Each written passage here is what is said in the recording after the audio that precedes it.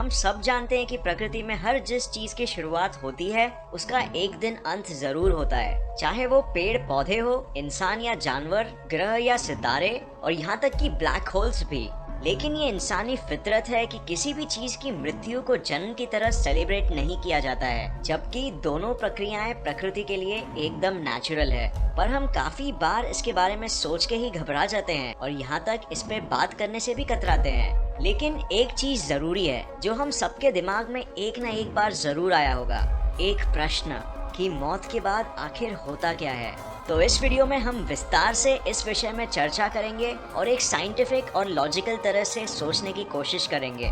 तो चलिए शुरू करते हैं। तो जैसे हम जानते हैं कि दुनिया में कई लोगों का मानना है कि इस जिंदगी के बाद कुछ और भी है। ये सोच वैसे तो निकली है धर्म की मान्यताओं से, बट हाल ही में ही इसे एक वैज्ञानिक बैकअप भी मिला था। कुछ साल पहले थोड़े रिसर्चेस किए गए थे जर्मनी में, जिसमें कुछ अजीब सी चीजें डिस्कवर की गई थी।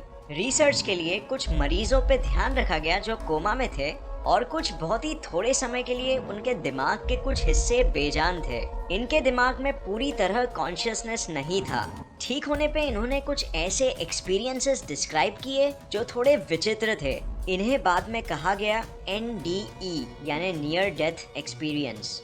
ये एक्सपीरियंसेस इशारा कर रहे थे जिंदगी के बाद एक आफ्टर लाइफ की। स्टडी के हिसाब से 50% लोगों ने अपने नियर डेथ एक्सपीरियंस में बताया कि उन्हें पहले से ही पता चल गया था कि वो मर चुके हैं। 56% लोगों के लिए ये एक खुशी से भरा अनुभव था। 24% लोगों ने आउट ऑफ बॉडी एक्सपीरियंस किया, यानी वो अपने शरीर से बाहर आके अपने कमरे के ऊपर से अपने आप को ही देख पा रहे थे। और 32% लोगों ने किसी मरे हुए इंसान से बात की। इसके अलावा कई मरीजों को दूर से आती हुई तेज रोशनी दिखी, अपने मरे हुए पूर्वज दिखे और कभी अचानक से खुशी महसूस होती या फिर कोई डर।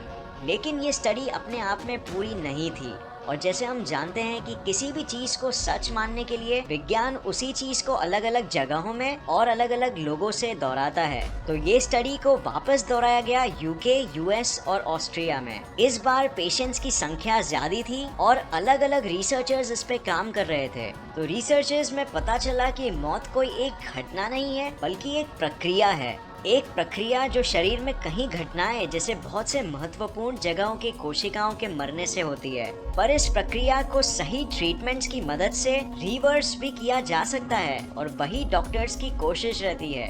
तो इस स्टडी में सारे मरीजों में से सिर्फ 9% मरीजों ने NDE रिपोर्ट किया और बस 2% लोगों ने अपने आप को अपने शरीर से बाहर महसूस किया। वैज्ञानिकों ने यह खोज किया कि मौत के करीब हमारे दिमाग में ऑक्सीजन की कमी के वजह से दिमागी प्रक्रियाएं तेज हो जाती है और इस वजह से हम बहुत सी अजीब चीजों का अनुभव करते हैं।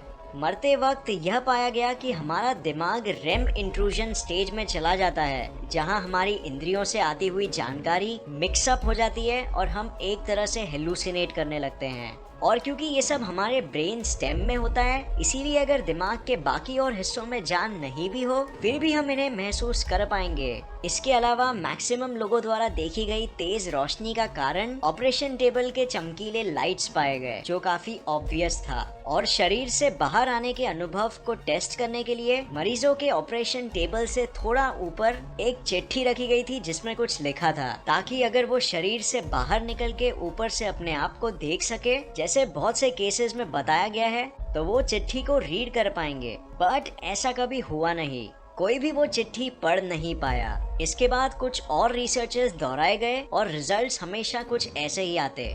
तो ये सब से हमें ये पता चलता है कि मरते वक्त हर एक प्रक्रिया जो हमारे दिमाग में चल रही है उस पे हम नजर रख सकते हैं और विज्ञान उसे एक्सप्लेन भी कर सकता है। बट अब हम डिस्कस करते हैं कि विज्ञान के हिसाब से मरने के बाद क्या होता है। तो अब हम जो भी बात करेंगे वो एक बहुत ही साइंटिफिक पॉइंट ऑफ व्यू से होगा और सिर्फ फैक्ट्स को ध्यान में रखते हुए। तो मरते वक्त जैसे ही हमारा दिल धड़कना बंद कर देता है, दिमाग तक ऑक्सीजन की सप्लाई बंद हो जाती है और कुछ ही देर में वो सारा ऑक्सीजन यूज कर लेता है। फिर धीरे धीरे सारी दिमागी प्रक्रियाएं बंद होने लगती है और वो हार्मोन्स जो दिमाग रिलीज करता था अनेक शारीरिक प्रक्रियाओं को मेंटेन करने के लिए, बंद हो जाता है। इससे सारे शरीर के कोशिकाओं तक इंस्ट्रक्शंस नहीं पहुंचते और सबका काम करना बंद हो जाता है। इसके बाद वो होता है जिसे हम कहते हैं पोस्ट डेथ प्रोसेस। यहाँ शरीर के सारे मसल्स रिलैक्स हो जाते हैं क्योंकि उनको अब वो ऑक्सीजन नहीं मिलता जिसे बर्न करके वो टेंस्ड रह सके।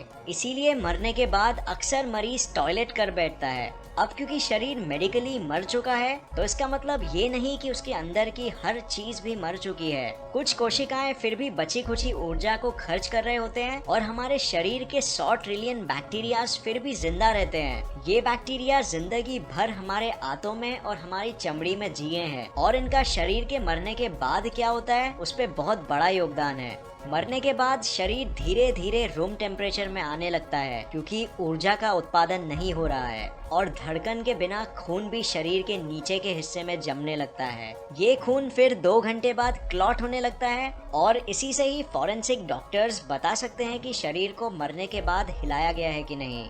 फिर 8 घंटे बाद कैल्शियम मसल्स के प्रोटीन्स के साथ कंबाइन होने लगता है। इस प्रक्रिया को कहते हैं रिगर मोर्टिस।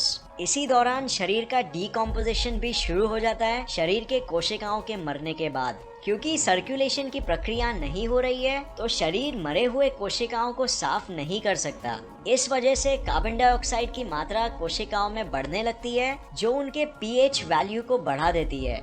इस वजह से सेल मेम्ब्रेन्स यानी सेल्स के दीवार कमजोर होने लगते हैं और अंदर के फ्लूइड्स को बाहर रिलीज करने लगते हैं। फिर ये फ्लूइड्स और एंजाइम्स बहुत से रिएक्शंस करने लगते हैं जिससे शरीर का रंग बदलने लगता है और अलग अलग टाइप के गैसेस उत्पन्न होने लगते हैं। फिर दूसरे या तीसरे दिन बाद प्यूट्रीफैक्शन की प्रक्रिया शुरू हो जाती है जहां हमारे अंदर के बैक्टीरिया ऑर्गन्स को खाने लगते हैं। पैंक्रियास के एंजाइम्स जो खाना डाइजेस्ट करने में मदद करते थे वो अब खुद अपने आप को ही डाइजेस्ट करने लगते हैं पेट के बैक्टीरियाज के साथ। इस प्रोसेस में बहुत सारा गैस रिलीज होता है जो 2 केमिकल्स प्यूट्रेसाइन और कैडेवरीन के साथ एक लाश को उसकी टिपिकल गंध देते हैं। इसी दौरान शरीर का रंग ग्रीनिश से पर्पल होने लगता है जो आखिर में ब्लैक हो जाएगा। यही बदबू फिर कीड़ों और मक्खियों को आकर्षित करती है जो शरीर में अंडे देने लगते हैं। एक ब्लोफ्लाई एक टाइम पे 300 अंडे दे सकती है जो एक ही दिन में हैच हो जाते हैं।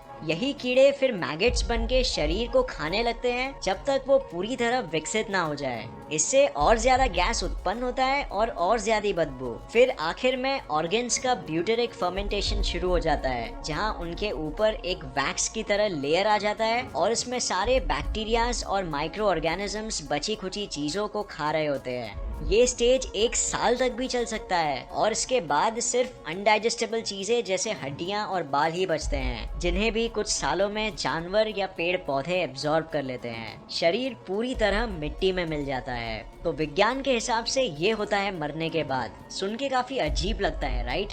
यही चीज हमें शायद सोचना पसंद नहीं, इसीलिए हम आफ्टर लाइफ में बिलीव करना ज्यादा पसंद करते हैं। तो फ्रेंड्स, आपकी क्या राय है इस विषय में? क्या आपको लगता है कि मरने के बाद एक आफ्टर लाइफ होती है या नहीं? कमेंट कीजिए नीचे, हम जानना चाहेंगे। अगर आपको ये वीडियो पसंद आया तो इसे लाइक और शेयर करना मत भूलिए और ऐसे ही साइंस वीडियोस के लिए इस चैनल को सब्सक्राइब करके नोटिफिकेशन बेल ऑन करना मत भूलिए। और मैं आपको नेक्स्ट वीडियो में मिलूंगा ऐसे ही किसी इन्फॉर्मेटिव वीडियो के साथ। तब तक के लिए देखते रहिए और सीखते रहिए। जय हिंद।